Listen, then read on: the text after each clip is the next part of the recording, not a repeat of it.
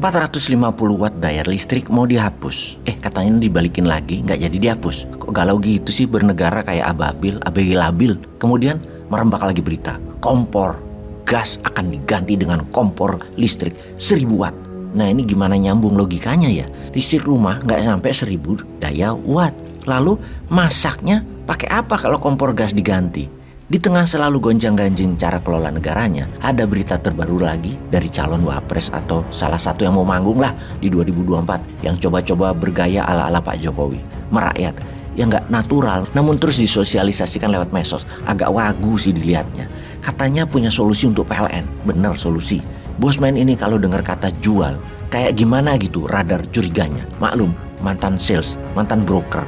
Bawaannya tiap ada transaksi itu komisi aja pikirannya. Begini ceritanya, solusi bosnya listrik PLN yang memonopoli tapi merugi itu, yaitu Pak Menteri BUMN, akhirnya memutuskan PLN resmi akan disubholdingkan, akan dipecah-pecah, akan dibagi-bagi dalam sub-sub yang independen. Subholding PLN ini nantinya akan dijadikan perusahaan terpisah dari induknya. Setelah dipisahkan akan dijual ketengan, baik untuk cari utangan penambahan modal maupun sebagian saham di Lego di pasar modal. Ada masalah apa hingga PLN mesti dipecah-pecah atau dipreteli seperti itu? Jawabannya supaya gampang dijual.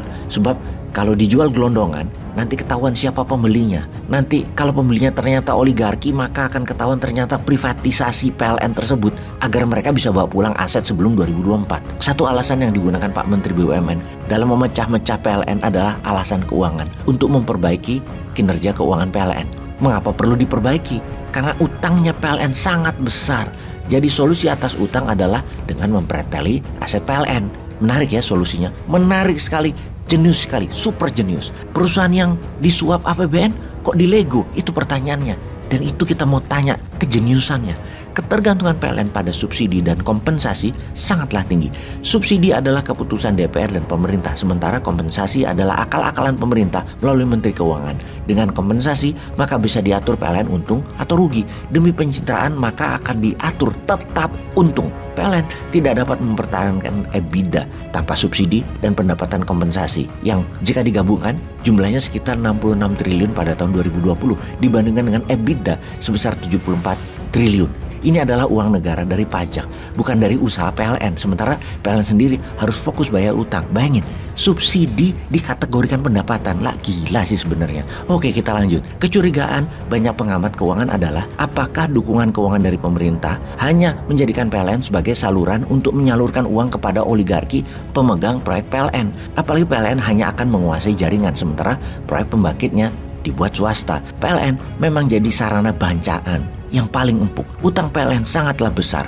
Mereka menimbun utang untuk menopang belanja dan selanjutnya belanja untuk memperbesar kapasitas oligarki penikmat take or pay (TOP) dari pemerintah. Utang PLN dalam laporan keuangan semester 1 2022 mencapai 640 triliun, naik dari 630-an triliun dari periode yang sama tahun lalu.